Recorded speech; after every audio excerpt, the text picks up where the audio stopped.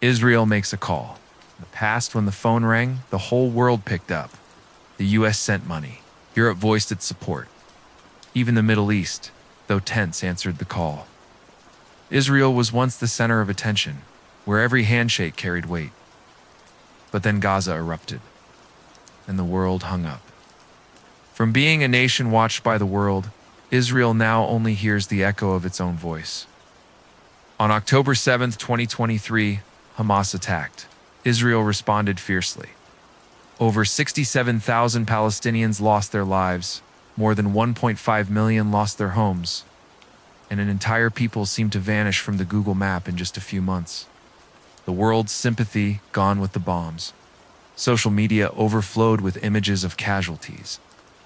The hashtag Free Palestine surpassed 15 billion views. Western universities erupted in protest.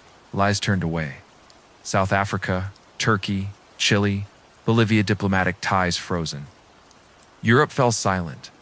The US grew uneasy. Netanyahu simply said, "We'll manage on our own." But to live without anyone trusting you's that living, or merely surviving? Can a nation stand tall when it loses the trust of the world?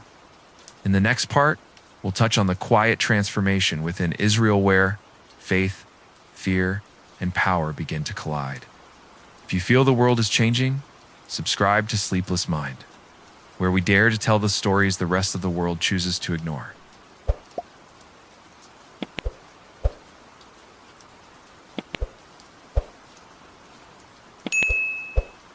The spark ignites. October 7th, 2023, marked a turning point in the history of Israel and the Middle East. A sudden, brutal attack by Hamas shook Israel to its core, triggering a fierce military response and far-reaching consequences not only in the region, but on the global stage. This is the story of how a single fateful day ignited a chain of events, transforming Israel from a nation that garnered global sympathy into the focal point of criticism and isolation. Let's travel back in time, place ourselves in the context of that day, explore what happened, along with the consequences that lingered into 2025.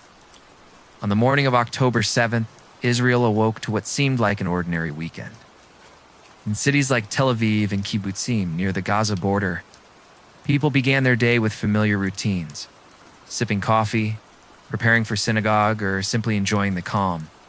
But that calm was shattered. Hamas, the armed group controlling Gaza, launched an unprecedented large-scale attack. Thousands of Hamas fighters breached the heavily fortified security fence between Gaza and Israel, wielding guns, grenades, rockets, and even motorized vehicles to swarm into nearby towns and civilian communities. The attack didn't just target military sites, it struck civilians.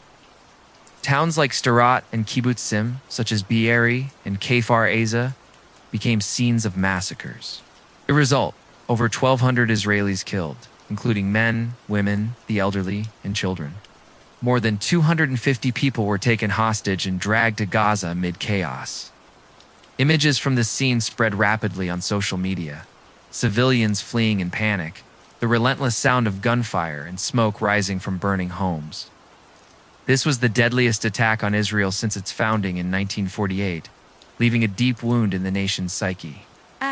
Imagine you're at home, preparing for a relaxing weekend when air raid sirens suddenly blare.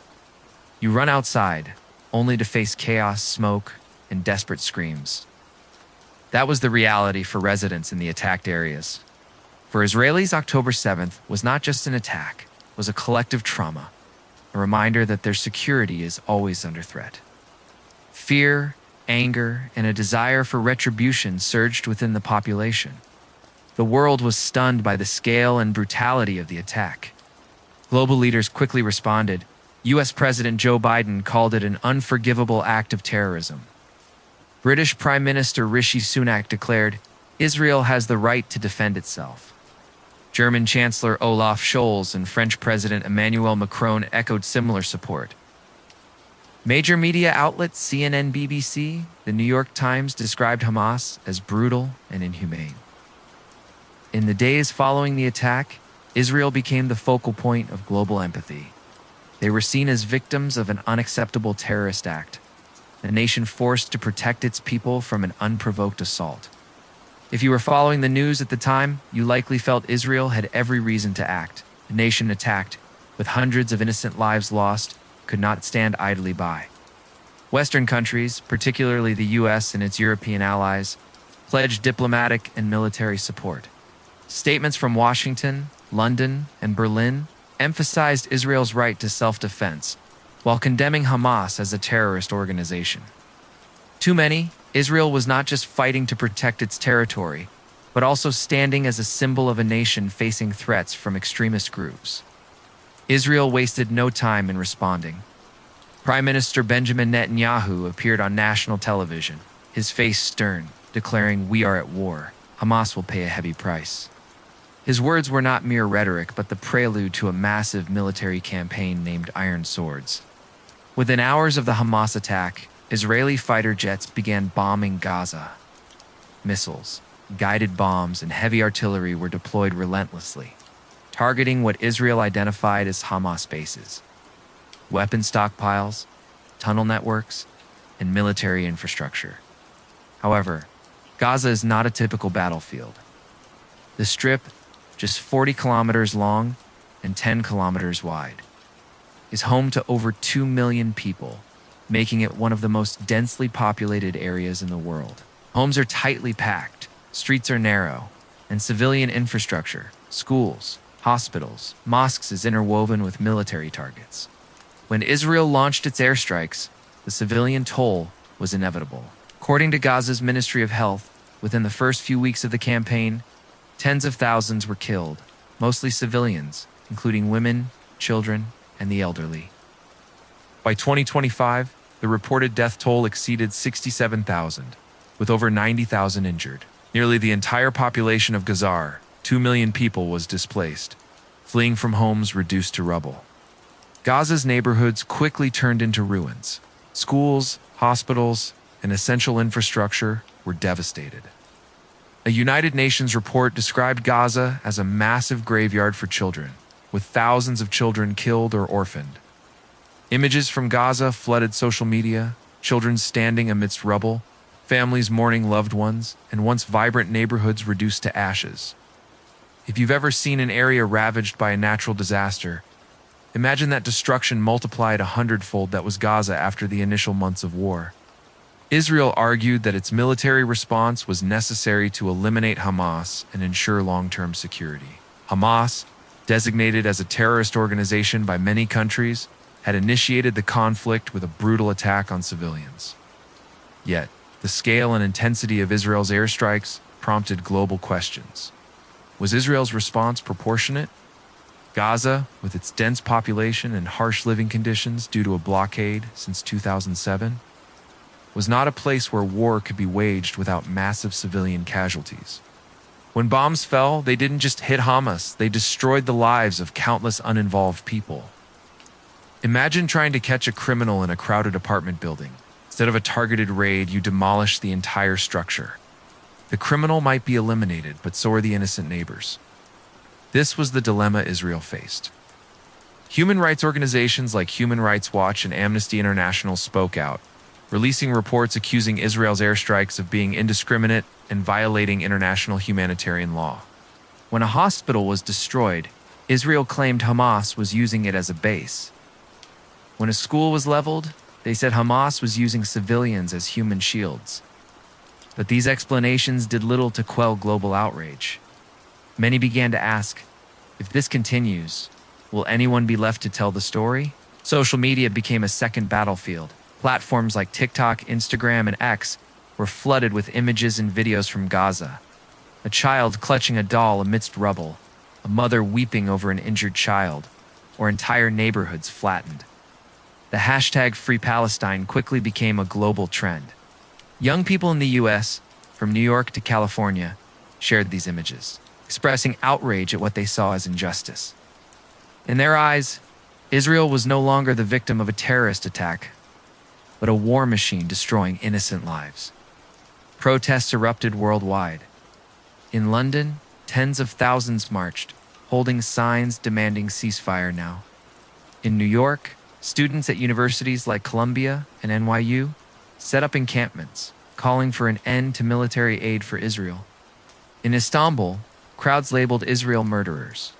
Even in countries once staunchly allied with Israel, like Germany and France, people took to the streets.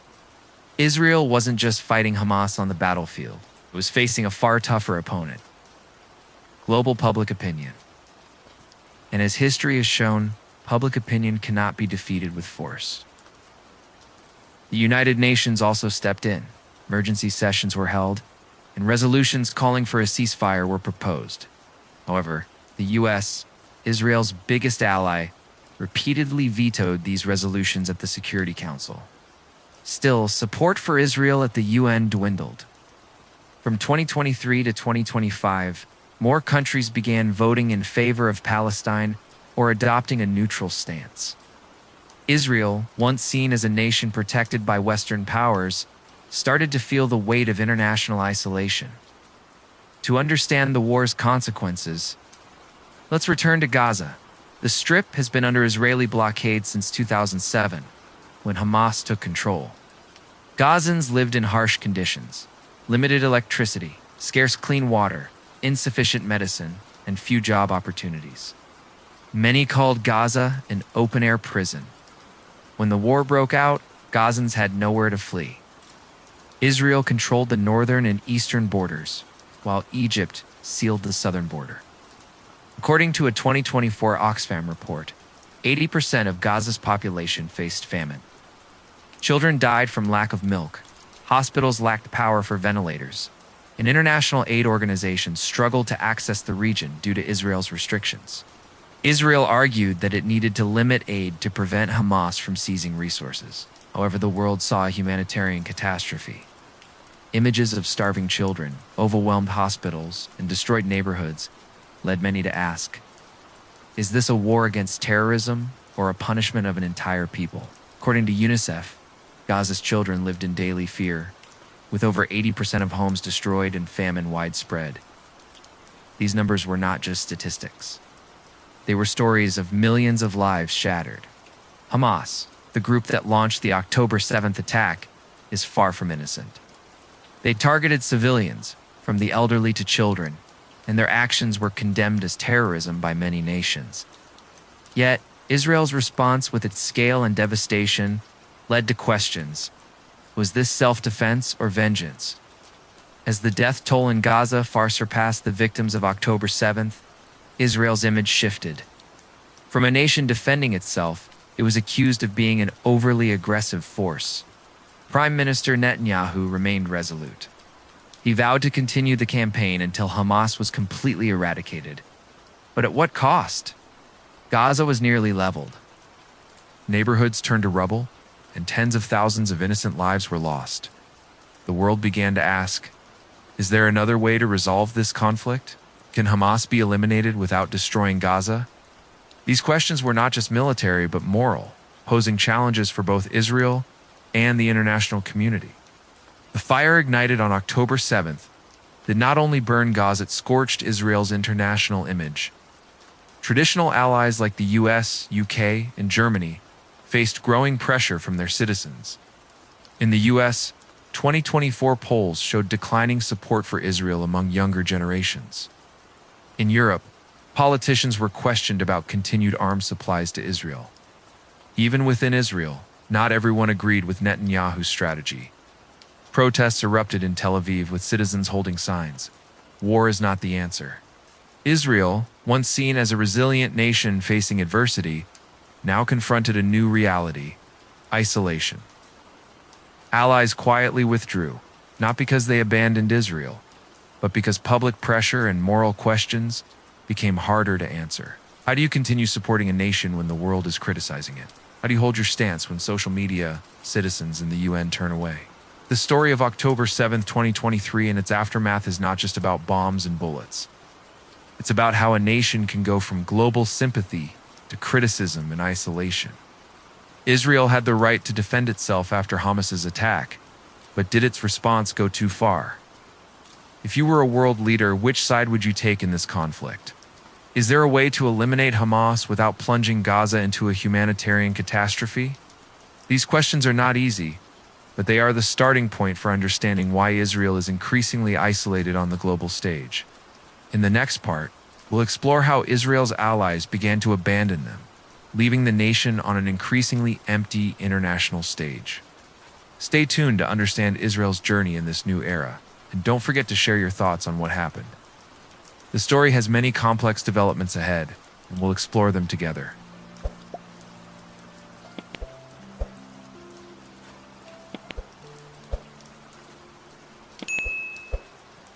Allies quietly depart.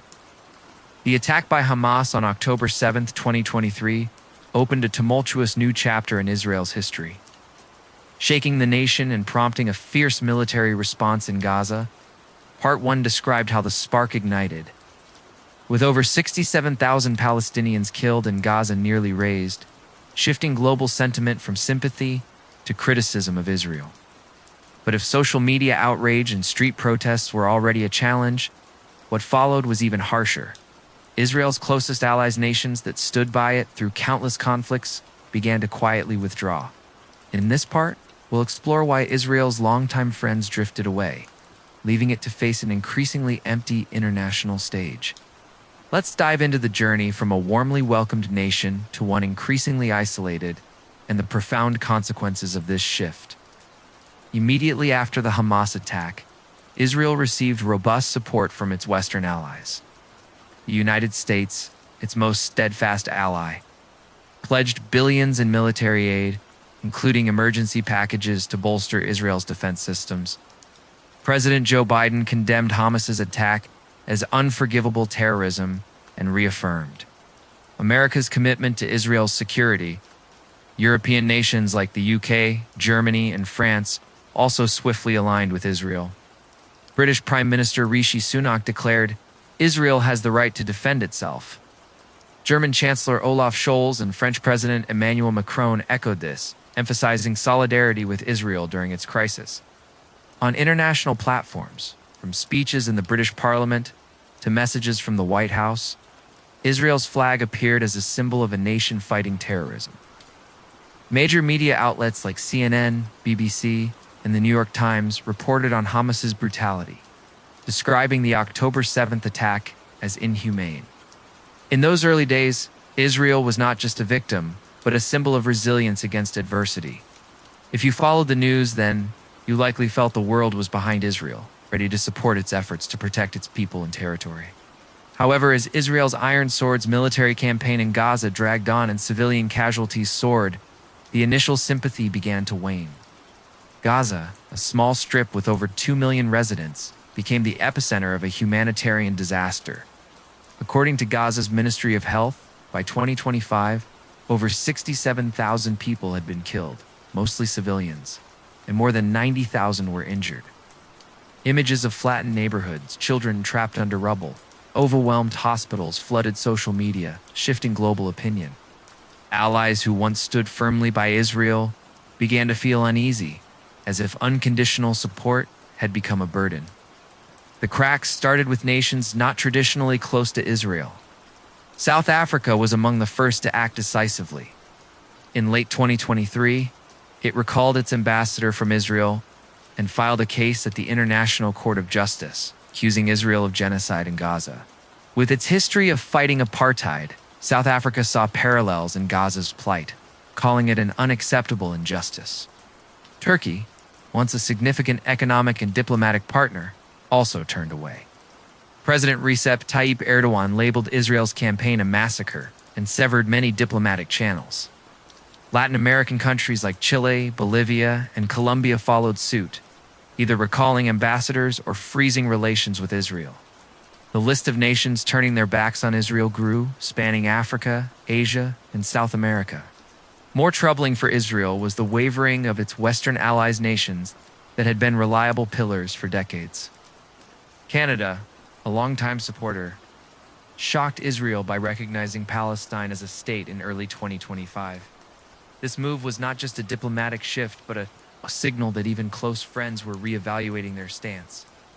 The UK and France, key allies, followed a similar path. Before the UN General Assembly in September 2025, both nations recognized Palestine, a move that left Israel feeling betrayed. These actions were not merely diplomatic, they reflected growing domestic pressure, as citizens demanded a more balanced approach to the Israel-Palestine conflict.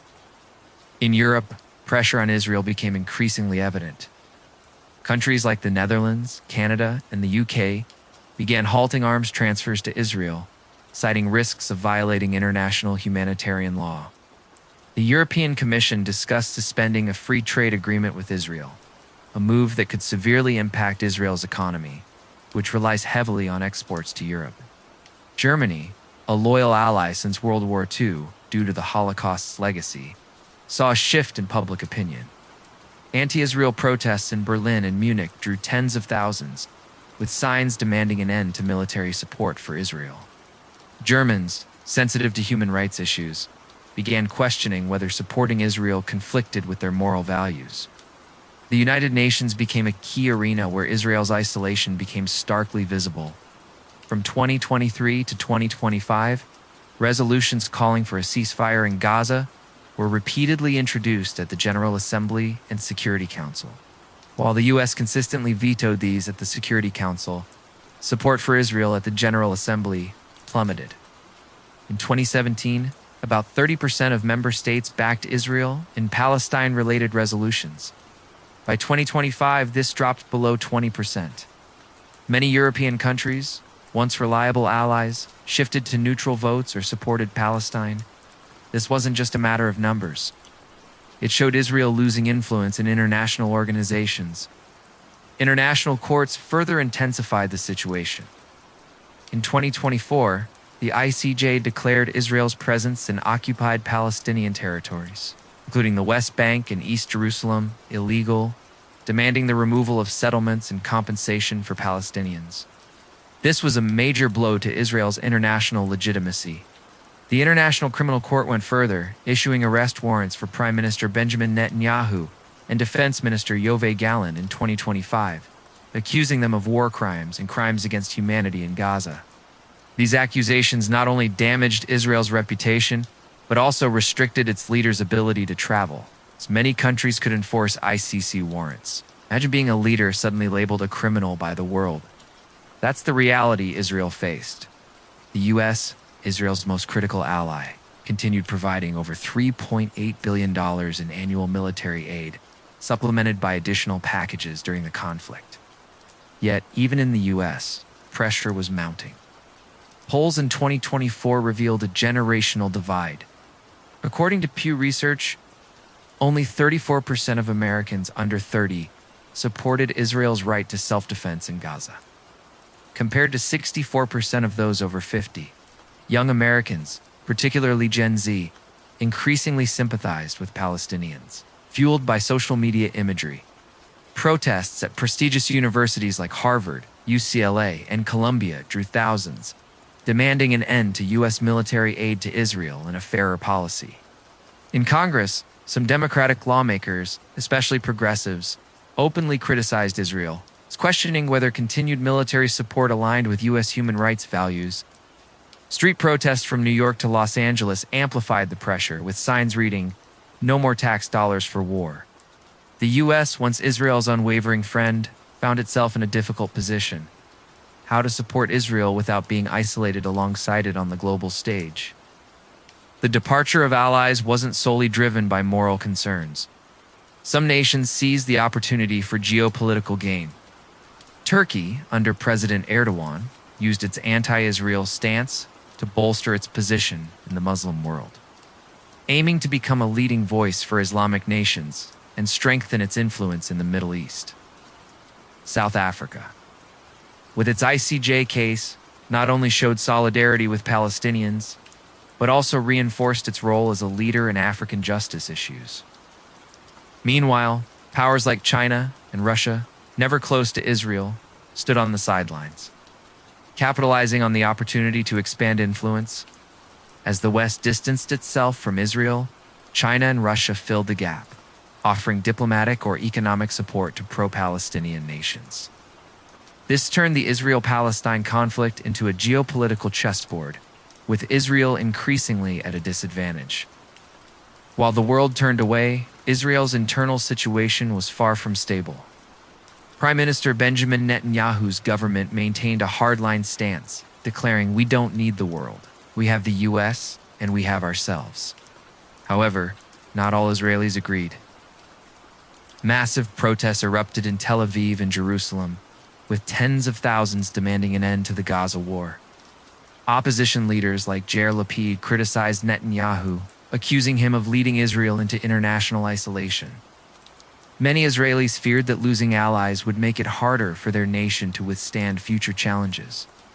Israel's economy also took a heavy hit. The war in Gaza cost tens of billions, straining the national budget. The global BDS movement damaged Israeli businesses, particularly in Europe, where companies canceled contracts with Israeli partners. The high-tech industry, Israel's pride, faced challenges as international investors withdrew due to political instability and negative perceptions. Isolation wasn't just diplomatic, it threatened Israel's economic prosperity. What drove allies away? It wasn't just the heartbreaking images from Gaza children amidst rubble, destroyed hospitals, or families torn apart. It was the sense that Israel had gone too far for too long. Many nations initially supported Israel's right to self-defense post-October 7. But as the war dragged on, with skyrocketing casualties and human rights reports accusing Israel of violating international law, standing by Israel became a burden.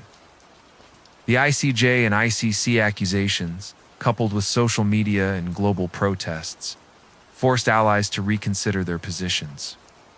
Israel's journey from a warmly welcomed nation to one increasingly isolated is a complex tale. Allies didn't abandon Israel out of sudden disdain, but due to mounting public pressure, international organizations, and moral dilemmas that grew harder to ignore. If you were a world leader, would you stand by Israel or quietly withdraw? Can Israel regain global support, or will it continue to walk alone? In the next part, we'll explore a new battlefield: social media. TikTok, Instagram, and X have become weapons more powerful than bombs, shaping how the world views Israel. Stay tuned to see how Israel navigates the algorithmic war and the challenges of the digital age. Before we move on, share your thoughts. What can Israel do to escape this isolation? The story has more twists ahead, and we'll explore them together.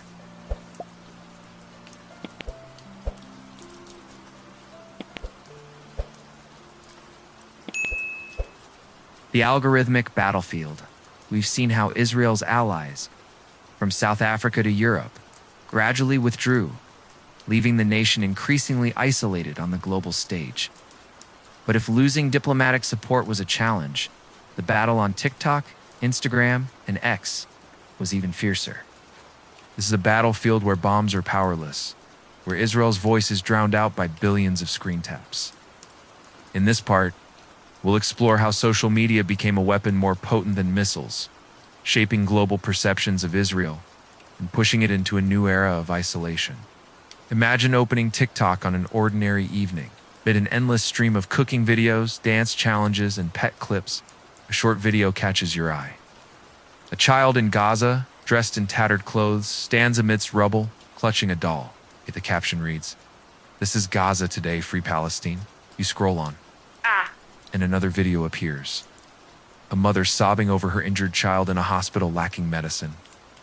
The hashtag Free Palestine reappears, accompanied by millions of views and shares. These images from 2023 to 2025 became inseparable from the Israel-Palestine conflict narrative on social media. Social media isn't just entertainment. It's a battlefield where public opinion is shaped, and Israel is losing ground. Following the Hamas attack on October 7, 2023, Israel initially held the upper hand in traditional media. Major news outlets like CNN, BBC, and Fox News detailed Hamas's brutality, with over 1,200 Israelis killed and more than 250 taken hostage. Images of attacked Israeli towns, shattered families, and panic in kibbutzim near Gaza stirred global sympathy. But as Israel's Iron Swords campaign unleashed intense airstrikes on Gaza, the media landscape shifted. According to Gaza's Ministry of Health, by 2025, over 67,000 Palestinians were killed, mostly civilians, and over 90,000 were injured. Heart-wrenching images from Gaza wounded children, homeless families, and destroyed hospitals and schools dominated social media. Social media doesn't just reflect public opinion, it shapes it, especially among the young, who grew up with smartphones in hand. According to a 2024 Data Reputable report, the hashtag Free Palestine appeared in over 2 billion posts on TikTok and Instagram, 10 times more than Stand with Israel. A 15-second video of a Palestinian child amidst rubble could garner millions of views, while posts explaining Israel's stance rarely surpassed a few thousand interactions. Why? Emotion trumps reason. A story of suffering told through vivid imagery resonates more than a dry military report. Young Americans, particularly Gen Z and millennials, were deeply influenced by this content. A 2024 Gallup poll showed 65% of Americans aged 18 to 29 sympathized with Palestinians, compared to just 38% of those over 50. Unlike older generations who relied on TV or newspapers, Gen Z turns to TikTok, Instagram, and X for information. These platforms don't just deliver facts, they evoke powerful emotions, from outrage to compassion. As videos of Gaza's humanitarian crisis spread, Israel's image in the eyes of youth shifted from terrorism victim to cause of suffering. The BDS movement leveraged social media's power to expand its reach, calling for boycotts of products, companies, and organizations tied to Israel, from consumer goods to tech and arms firms. On TikTok and Instagram, posts listing brands to avoid, like Starbucks, McDonald's, and Coca-Cola, spread rapidly. A 2024 X post stating, "Don't drink Starbucks. Free coffee's a bullet for Gaza," was shared millions of times. The impact went beyond social media. According to a 2025 financial report, Starbucks saw a 4% revenue drop in the U.S. in the first quarter, partly due to boycott pressures. Israeli companies also suffered heavily. The high-tech sector, Israel's pride with startups in Silicon Valley, faced challenges as international investors withdrew. For instance, in 2024, an Israeli tech firm lost a major contract with a U.S. corporation after BDS pressure. The movement not only hurt the economy, but also weakened Israel's image as an innovation hub. Investors, sensitive to political risks, began viewing Israel as an unstable market. American universities became focal points for anti-Israel movements. From 2023, students at prestigious institutions like Harvard, Columbia, NYU, and UCLA organized large protests, setting up encampments and holding signs. No tuition for war. They demanded their schools cut financial ties with companies supplying weapons to Israel or operating in occupied territories, according to The Guardian, by 2024. Over 30 U.S. universities passed BDS-related resolutions, an unprecedented number. These movements weren't just protests, they were organized and amplified through social media. With videos and posts going viral, a clip of Columbia students occupying an administrative building to protest Israel could reach millions of views in hours. These images inspired other students and drew global attention. If you've ever joined a student movement, you know the power of a young crowd, especially when armed with social media. Israel didn't sit idly by. The government and military ramped up communication efforts, posting videos on X and YouTube to explain their position, arguing that Hamas used civilians as human shields and that airstrikes targeted military objectives like bases, weapon caches, and tunnels. An IDF video showing a Hamas base in a hospital aimed to justify their attacks, but rarely surpassed a few thousand views, while a clip of a Palestinian weeping over rubble could reach millions. Why? Emotion outweighs explanation. A story of suffering, set to stirring music, resonates more than a technical military video. Israel's posts were often criticized as clumsy propaganda or lacking empathy for Palestinians, while Gaza's videos, even if lacking context, evoked strong outrage and sympathy. Celebrities also played a key role in the algorithmic war. Influential figures like singers, actors, and influencers voiced support for Palestine. In 2024, global star Billie Eilish posted an Instagram story saying, "Ceasefire in Gaza," shared millions of times. Conversely, celebrities supporting Israel like actress Gal Gadot faced fierce backlash. Gaza's post expressing support for Israel drew tens of thousands of negative comments, with some calling her a genocide supporter. Celebrity involvement amplified messages and shaped how youth viewed the conflict. The algorithmic war wasn't limited to the US or Europe. In Muslim-majority countries like Indonesia and Malaysia, Gaza videos garnered billions of views, fueling outrage and solidarity with Palestinians.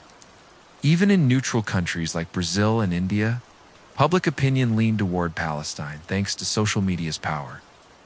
A 2025 report from the Middle East Media Research Institute found 70% of Israel-Palestine content on TikTok supported Palestine.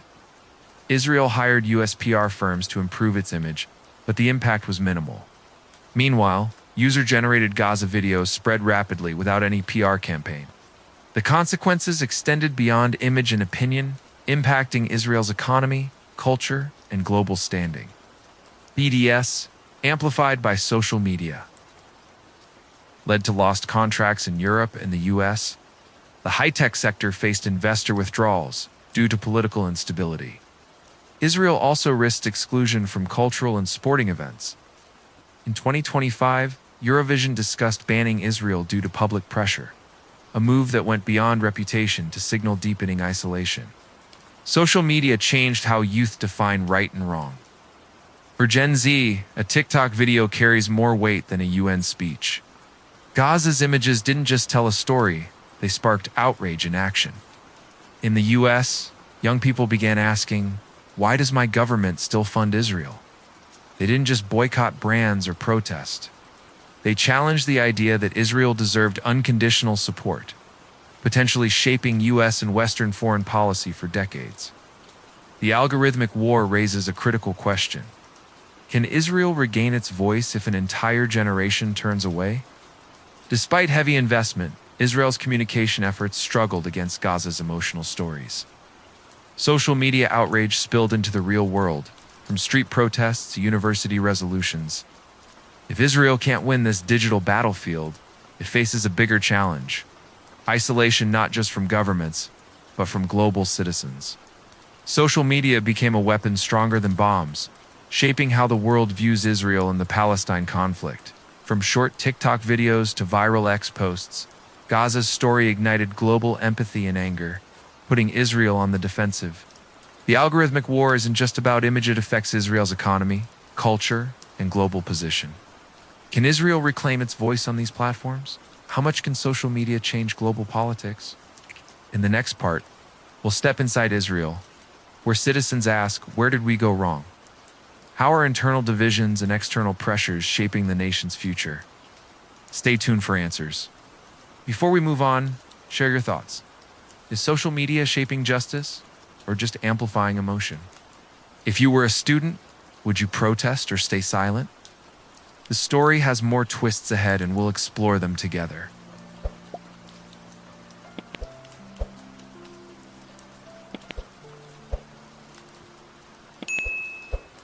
Inside Israel's walls. We've seen how social media, TikTok, Instagram, and X, became a battlefield where Israel's voice was drowned out by Gaza's heart-wrenching images. The world outside grew increasingly critical. Allies quietly withdrew.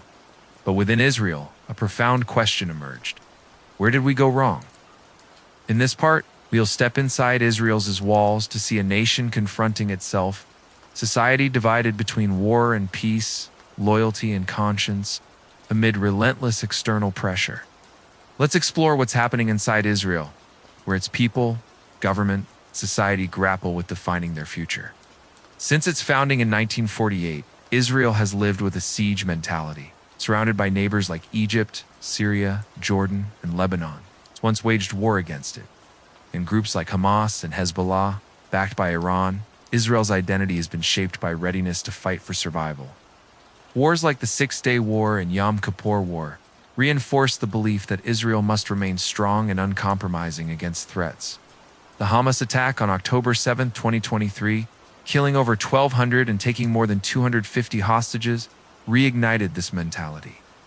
For many Israelis, it was not just an attack, but a reminder that their survival is always at stake. Yet, as the Iron Swords campaign dragged on in Gaza, with over 67,000 Palestinians killed by 2025, the siege mentality wasn't just external, it seeped into Israel, where citizens felt isolated not only by the world, but by their government's policies. On social media, Israel was labeled a warmonger. Allies like South Africa and Turkey cut ties, and even close friends like Canada and the UK wavered. Amid this, Israelis faced a new reality. Isolation wasn't just geopolitical, it was a crisis of identity. Prime Minister Benjamin Netanyahu, one of Israel's longest-serving leaders, became the focal point of division. With a hardline stance, he declared the Gaza war a battle for survival, vowing to eradicate Hamas at any cost. Continuous airstrikes, though targeting Hamas's military infrastructure, caused a humanitarian catastrophe with tens of thousands of civilian deaths. Netanyahu argued this was the necessary price for Israel's security, but not all agreed. Since 2023, massive protests erupted in Tel Aviv, Jerusalem, Haifa. Tens of thousands marched, holding signs reading, "War is not the answer and peace is true security." Many demanded Netanyahu's resignation, accusing him of prolonging the war for political gain. Some protesters even called him the destroyer of Israel's future. These demonstrations reflected not just discontent with the war, but a society struggling to find the right path. A 2025 Hebrew University poll showed 40% of Israelis under 30 supported pursuing peace over continuing the war. A significant figure in a nation accustomed to hardline policies. Opposition leaders like Yair Lapid, a former prime minister, and Benny Gantz, former general who once allied with Netanyahu, openly criticized his policies. Lapid, in a 2024 speech, declared, "Netanyahu is leading us down a path to isolation. We cannot win by losing the world." Gantz, after leaving the war cabinet, called Netanyahu's strategy a strategic disaster, harming Israel's global standing. This division was indeed just political, it signaled a deeper crisis. Could Israel continue this path without losing its identity and future? The Gaza war wasn't just costly in lives, but in economics. A 2025 Bank of Israel report estimated war costs exceeded $60 billion, pushing the budget deficit to a record high. The Tel Aviv stock market plummeted with each escalation, or Netanyahu's hardline statements like calls for self-sufficiency against isolation. The high-tech sector, a cornerstone of Israel's economy, faced severe setbacks. Startups, once attracting billions from Silicon Valley, saw international investors pull out due to political instability. For example, in 2024, an Israeli tech firm lost a multi-million-dollar contract with a U.S. corporation under BDS pressure. Tourism, another key sector, nearly collapsed. International flights to Israel dropped sharply as countries issued travel warnings. Hotels in Tel Aviv and Jerusalem, once bustling, stood empty. According to the Israel Tourism Association, revenue fell over 70% from 2023 to 2025. These economic struggles strained the national budget and directly impacted citizens. From rising prices to increasing unemployment, fueling dissatisfaction with the government, Israelis felt the weight of global isolation. In Tel Aviv, once a vibrant city of bars, beaches, and culture, unease prevailed. Air raid sirens from Hamas or Hezbollah rocket attacks sounded periodically, but the bigger fear was the future. Many felt shunned by the world. An Israeli in New York shared on X in 2024, "When I say I am from Israel, people look at me like I've committed a crime. I just want to live normally." This wasn't just personal, it reflected a collective identity crisis. Yet not all Israelis opposed the war. A significant portion, especially the right wing, supported Netanyahu and the Gaza campaign. A 2024 Israel Democracy Institute poll showed 55% backed continuing the war until Hamas was eliminated, despite acknowledging the high economic and diplomatic costs. They argued that Israel's security came first, and Hamas, with its history of civilian attacks, was an intolerable threat. For them, global criticism was a price worth paying to protect the nation. Amid the divide, another group emerged: peace activists. Organizations like Peace Now and Breaking the Silence, founded by Israelis, called for a ceasefire and dialogue with Palestinians. Breaking the Silence, comprised of former Israeli soldiers, shared stories from their Gaza service. One ex-soldier, in a 2024 interview, said, "I was ordered to bomb, but seeing the aftermath destroyed neighborhoods, broken families, I couldn't sleep. We can't build a future by destroying others." These voices, though small, showed some Israelis wrestling with their conscience, questioning whether war was the answer. Peace activists faced opposition from war supporters and criticism from Netanyahu's government. Some Peace Now members were labeled traitors or terrorist supporters, yet they persisted, organizing marches and workshops, advocating for a peace based on negotiation and justice. Though not yet strong enough to shift national policy, these efforts showed Israel wasn't monolithic. Inside its walls, a heated debate raged about the nation's future. External criticism amplified internal pressures. The ICC's 2024 arrest warrants for Netanyahu and Gallant, accusing them of war crimes and crimes against humanity, sparked outrage among many Israelis who saw them as unjust and proof the world didn't understand their plight. But for others, especially the youth, these accusations were a warning. Are we on the wrong path? Young Israelis, particularly those under 30, grew increasingly frustrated with the country's direction. Raised in a globally connected world, they saw how social media portrayed Israel.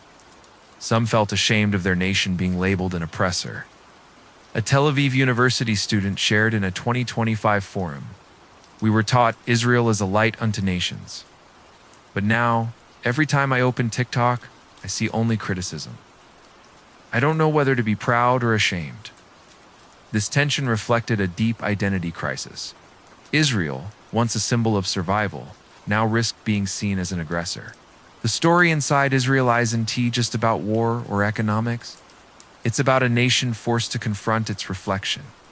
Is the path of war costing tens of thousands of lives and global isolation worth it? Can military strength replace global trust? Most critically, can Israel rediscover its identity a nation both strong and humane before it's too late? Israelis live in a challenging time. In Tel Aviv, Jerusalem, or Haifa, they face air raid sirens, economic crises, and global alienation. But above all, they confront a moral question: how to protect their nation without losing themselves. Some believe war is the only path. Others call for peace and dialogue. Meanwhile, the world continues to judge, and the pressure mounts. Inside Israel's walls, a nation is struggling to define its future. The divide between war supporters and peace advocates, between loyalty to country and personal conscience, is creating an unprecedented identity crisis. With its history of surviving pain, Israel now faces a question: can it continue this path without losing itself? If you were Israeli, would you stand for war or peace? Can a nation survive when its people are so divided? In the next part, we'll delve into Israel's moral mirror, where it shifts from a symbol of survival to a nation labeled an oppressor. We'll explore how Israel confronts its greatest moral question and whether it can find a path to regain global trust. Stay tuned and share your thoughts. How can a nation change its image when the world has turned away? The story has more twists to come, and we'll explore them together.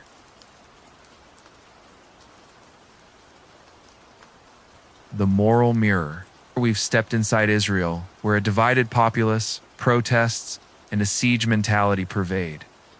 But if internal pressures were heavy, prepare for an even tougher question. What happens when the world no longer sees you as a victim but as an oppressor? Today, we'll look into the moral mirror Israel faces, where its image, once a symbol of survival, is now tarnished by accusations of genocide. This isn't just about politics. It's about conscience. Are you ready? Let's explore why Israel is wrestling with itself. Imagine you're an Israeli, raised on stories of the Holocaust, 6 million Jews killed during World War II. This is the story that shaped Israel. A people who survived unimaginable tragedy, building a nation to never endure such suffering again. For decades, the world viewed Israel with empathy, as survivors who rose from the ashes, a beacon of hope in darkness. But since 2023, when the Gaza war erupted, the mirror the world holds up to Israel has changed. Many no longer see Holocaust survivors. They see a powerful nation with a modern military, devastating Gaza where over 67,000 Palestinians were killed by 2025, mostly civilians. This shift didn't happen overnight. It stemmed from images flooding social media, unreports, and criticism from human rights organizations. Human Rights Watch, Amnesty International, and even UN officials labeled Israel's Gaza campaign collective punishment. A 2024 UN report described Gaza as unlivable, with 80% of homes destroyed and famine widespread. The world began asking, how can a people who endured genocide be accused of perpetrating something similar? This isn't just the world's narrative. Within Israel, some Jews are questioning too. Scholars, journalists, and activists like Elon Papp, Gideon Levy, and Amira Hassal, Israelis spoke out against the government. Papp, a renowned historian, wrote in a 2024 article, "We cannot use our painful past to justify causing suffering to others." Levy, a Haaretz journalist, called the Gaza war a moral stain. These voices, though not the majority, represent Israel's conscience, those daring to look in the mirror and admit the reflection isn't as noble as before. Organizations like Breaking the Silence, founded by former Israeli soldiers, added to the narrative. They collected testimonies from those who served in Gaza. One ex-soldier shared in a 2024 interview, "I was ordered to fire, but I couldn't sleep thinking about what I'd done." These stories raised a profound question. Is Israel, with its superior military, abusing its power? Can a people who suffered justify causing suffering to another? If you've ever faced a choice between right and wrong, knowing right could bring criticism, what would you do? Accusations of genocide from the ICJ and ICC heated the debate. In 2024, the ICJ declared Israel's presence in occupied Palestinian territories illegal. The ICC went further, issuing arrest warrants for Netanyahu and Gallant for alleged war crimes. These charges enraged many Israelis who saw them as unjust, proof the world didn't understand their plight. But for others, especially the youth, they were a warning. We're on the wrong path. Meanwhile, the world continued to shift its view of Israel. On social media, Israel genocide trended despite Israel's denials. In the US, Gen Z and millennials increasingly called Israel an oppressor. A 2025 Pew Research poll showed only 29% of Americans under 30 viewed Israel as a victim in the conflict, compared to 55% of those over 50. In Europe, protests held signs from Holocaust victims to war perpetrators. But why does this moral narrative matter? Because it's not just about image, it's about a nation's essence. Israel prided itself as a light unto nations, built on the will to survive. But when accused of causing famine, destroying schools, and killing civilians, that light dims. A 2025 Oxfam report stated 90% of Gaza's children suffered malnutrition due to aid shortages.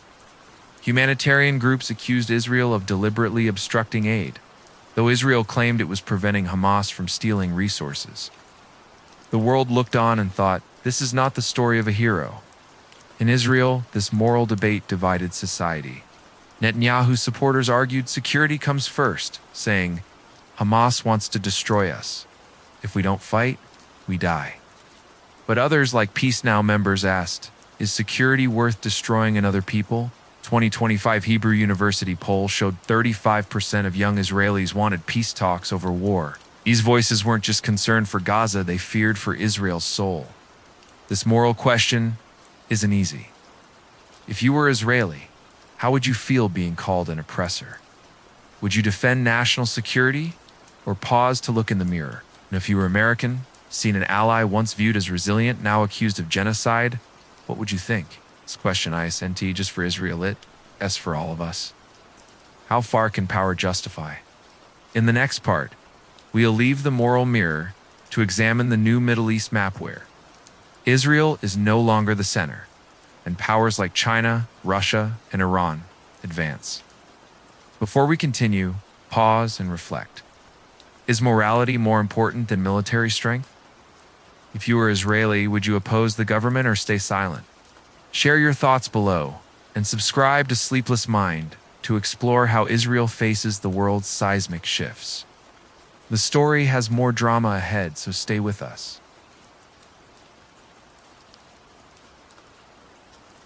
The new map of the Middle East, we've looked into the moral mirror, where Israel confronted a painful shift from a symbol of survival to being labeled an oppressor.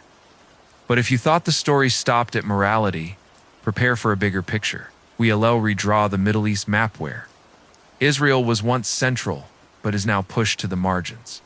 Arab allies grow distant. China, Russia, and Iran advance, and the U.S. is caught in a dilemma. This isn't just about geopolitics, it's about a region transforming with Israel no longer the starring role. Are you ready? Let's explore the new Middle East map.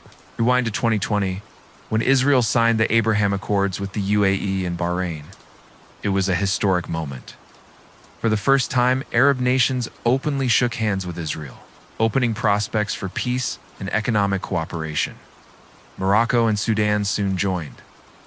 The U.S., under President Donald Trump, brokered the deals, calling it the dawn of a new Middle East. Israel felt less alone in the region, dreaming of direct flights from Tel Aviv to Dubai, trade deals, and a future where the Middle East wasn't just enemies. If you've ever felt invited to a party where you were previously unwelcome, that was Israel's feeling then. But by 2023, as the Gaza war erupted, the party cooled. The UAE and Bahrain, leaders of the Abraham Accords, didn't cut ties, but froze cooperation. Joint investment projects, like a high-tech hub in Abu Dhabi, were indefinitely postponed. Morocco and Sudan kept their distance, avoiding public meetings with Israel. Why? Domestic pressure. In the UAE, small protests emerged, with citizens holding signs. No peace with warmongers. In Morocco, thousands marched against Israel. Abraham Accords, once hailed as a game changer, became an unfinished dream.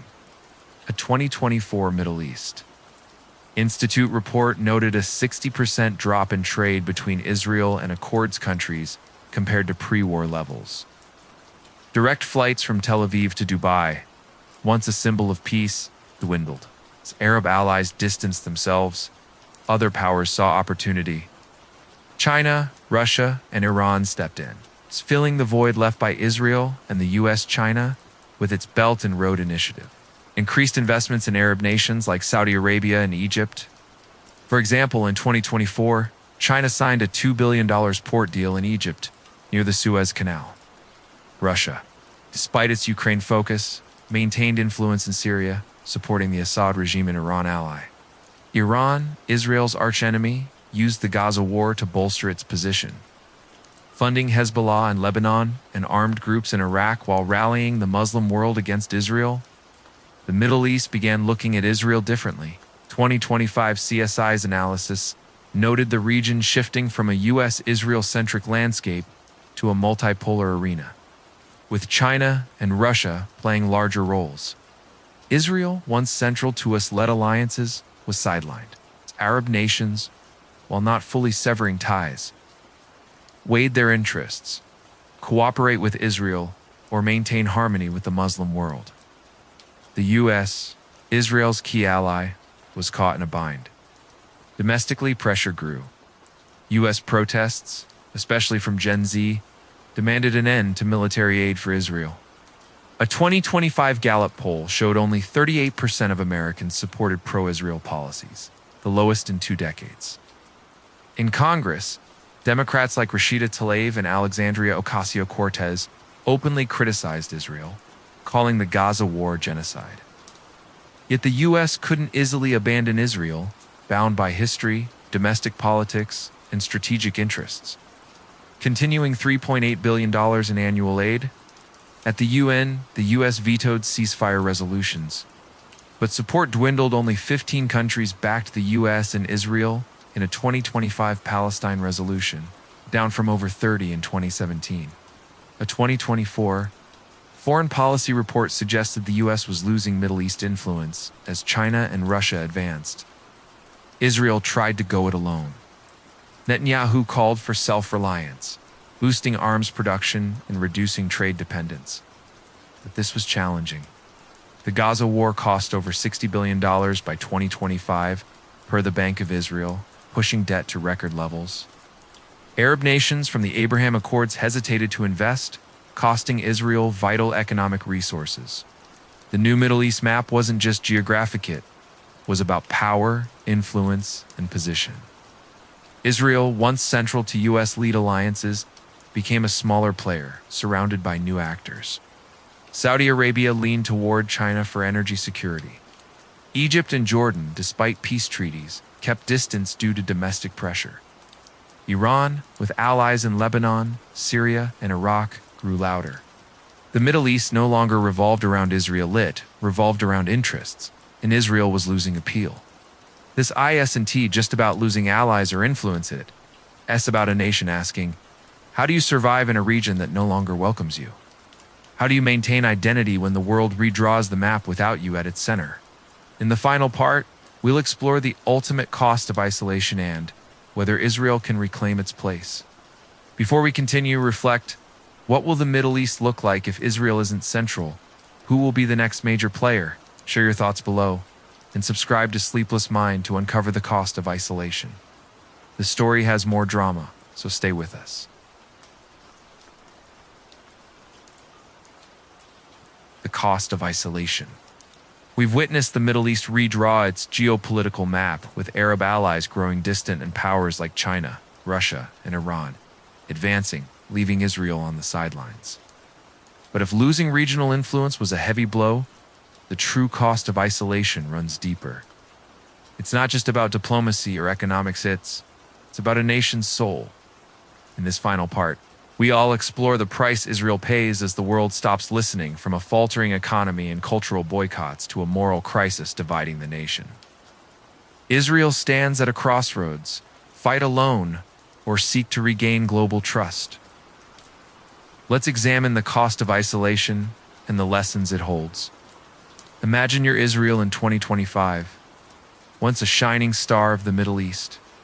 Backed by the US and applauded by Europe, you now stand alone. Nations like South Africa and Turkey have cut diplomatic ties. Close allies like Canada, the UK, and France have recognized Palestine, marking an unprecedented rift.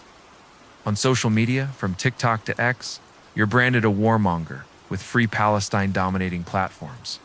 At home, society is deeply divided. Some demand continued war to eliminate Hamas. Others call for peace and negotiation. Israel boasts a powerful military and modern arsenal, but is that enough when the world no longer wants to shake hands? This isolation isn't just diplomatic hits, a comprehensive crisis affecting economics, culture, and, above all, Israel's identity. A nation once proud as a light unto nations now faces the question, how do you survive when the world turns away? The Gaza war, starting in 2023, was Israel's costliest conflict. A 2025 Bank of Israel report estimated costs exceeded $60 billion, pushing national debt to record levels. The Tel Aviv stock market crashed with each escalation, especially when Netanyahu called for self-sufficiency against isolation. The high-tech sector, a cornerstone attracting billions from Silicon Valley, took a heavy hit. The BDS movement, amplified by social media, led to lost contracts in the US and Europe. For example, in 2024, an Israeli tech firm lost a multi-million-dollar deal with a US corporation due to BDS pressure. Tourism, another vital sector, nearly collapsed. International flights to Israel plummeted as countries issued travel warnings. Hotels in Tel Aviv and Jerusalem, once bustling, stood empty. The Israel Tourism Association reported a 70% revenue drop from 2023 to 2025. These economic struggles strained the budget and hit citizens hard, with soaring prices and rising unemployment. If a business loses customers due to a scandal, recovery is possible. But when a nation faces global boycotts, the path back is daunting. Isolation didn't stop at economics, IT spread to culture. Israel, once a welcome guest at international events, faced exclusion from cultural and sporting platforms. In 2025, Eurovision debated banning Israel due to pressure from European artists and audiences. UEFA considered barring Israeli teams from soccer tournaments. These moves weren't just about reputation, they struck at national morale. Israel once proudly showcased its culture globally. Now it was pushed off stages where it once shone. Cultural boycotts extended to academia and the arts. European and U.S. universities, under BDS pressure, canceled exchange programs with Israeli institutions. Israeli artists, from musicians to filmmakers, were denied participation in international festivals. In 2024, an Israeli film was withdrawn from a European festival after audience protest threats. These events made Israelis feel not just politically isolated, but robbed of opportunities to share their culture and identity. Diplomacy was the most painful arena. The ICC issued arrest warrants for Netanyahu and Gallant in 2024 for alleged war crimes in Gaza. The ICJ declared Israel's West Bank and East Jerusalem settlements illegal, demanding their removal and compensation. These rulings damaged Israel's reputation and restricted its leaders' travel. Countries like South Africa, Chile, Bolivia, and Turkey led the charge, recalling ambassadors or freezing ties. Even Abraham Accords allies like the UAE and Bahrain distanced themselves, avoiding public commitments to appease domestic opinion. The U.S. continued $3.8 billion in annual aid, but domestic pressure grew. A 2025 Gallup poll showed only 38% of Americans supported pro-Israel policies, the lowest in 2 decades. Protests in the U.S., with slogans like "No tax dollars for war," pushed Washington to reassess. At the UN, Israel's isolation was stark. From 2023 to 2025, support for Israel and Palestine-related resolutions dropped from 30% to under 20%. European allies shifted to neutral or pro-Palestinian votes. Once protected by Western powers, Israel felt the emptiness of the global stage. The greatest cost, however, wasn't economic or diplomatic hit, was moral. Israel, surviving the Holocaust and wars, was once a symbol of resilience. But as the world saw Gaza over 67,000 dead, 80% of homes destroyed, children dying of hunger, the light faded. A 2025 Oxfam report noted 90% of Gaza's children suffered malnutrition due to aid shortages. Groups like Human Rights Watch accused Israel of deliberately blocking aid, though Israel claimed it was preventing Hamas theft. The world asked, is this a hero story? Inside Israel, this moral question divided society. Netanyahu's supporters, especially the right wing, prioritized security, arguing, Hamas wants to erase us. If we don't fight, we die. But others, like Peace Now activists, asked, is security worth destroying a people? A 2025 Hebrew University poll showed 40% of Israelis under 30 favored peace talks over war, a notable shift in a nation used to hardline policies. These voices, though not yet dominant, showed Israel grappling with its conscience. A breaking the silence, ex-soldier said in 2024, I thought we fought for security, but seeing Gaza's neighborhoods flattened, I wondered, who are we protecting, and for what? Israel's isolation offers a profound lesson.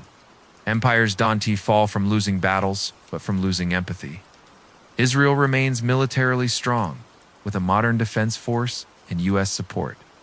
Yet, military might can't replace global trust. As allies depart, social media amplifies Gaza's suffering, and even Israelis question their path. The nation faces a wound deeper than any military defeat, a moral loss. On the new Middle East map, Israel is sidelined. China, Russia, and Iran advance, exploiting Israel's isolation. Abraham Accords allies distance themselves to avoid domestic backlash. Even in the U.S., support wanes under youth and BDS pressure. Israel faces a historic crossroads. Some, like Netanyahu, believe in self-reliance, building an economy and military independent of global support. We don't need the world. We have ourselves, he declared in 2025. But this path is risky. Economic and diplomatic isolation could weaken Israel long-term, while internal divisions threaten unity. Others, especially youth and peace activists, advocate a different path, peace and negotiation. They argue that only by engaging Palestinians, Addressing Gaza's humanitarian crisis and rebuilding global trust, can Israel escape isolation? A Tel Aviv University student said in 2025, "We can't live as a fortress forever. To be heard, we must show we're not just strong but humane." Israel's story isn't just about one nation. It's a warning for any country believing military might can replace trust and empathy. Power wins battles, but only compassion wins hearts. Israel, with its resilient history and unprecedented challenges, is now a mirror for the world. When you lose the world's ear, what do you do to be heard again? The cost of isolation isn't just economic or diplomatic, it's a loss of morality and identity. Once a symbol of survival, Israel now faces the question, can it rediscover itself before it's too late? Can it break the cycle of isolation by choosing peace? Or will it fight on, strong but alone? How will the world respond to its choice? Israel's story isn't over. The world watches to see which path it takes, war or peace, isolation or reconciliation. If you were Israel's leader, how would you regain global trust? Can a nation change its image when the world is turned away? Share your thoughts and keep following for more stories of historic crossroads. Thank you for joining this journey, and we'll explore the next stories together.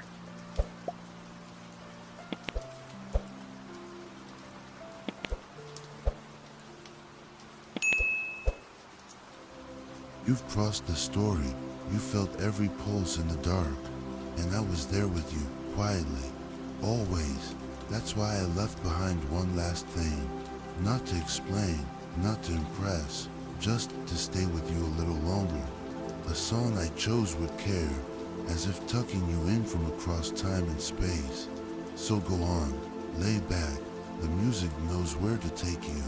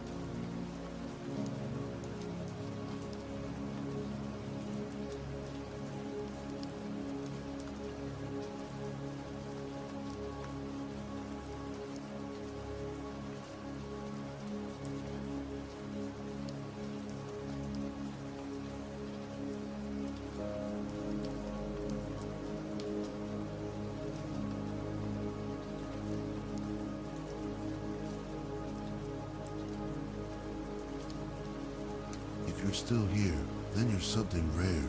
Not many stay this long. So, thank you for choosing to stay. I'm here too, still awake, surrounded by the quiet glow of my editing screen, shaping the next stories just for you. If there's anything you want to leave behind, a whisper, a suggestion, even just a symbol, drop it in the comments. Because maybe, tomorrow night, you'll hear yourself echoed in a story that's never been told before.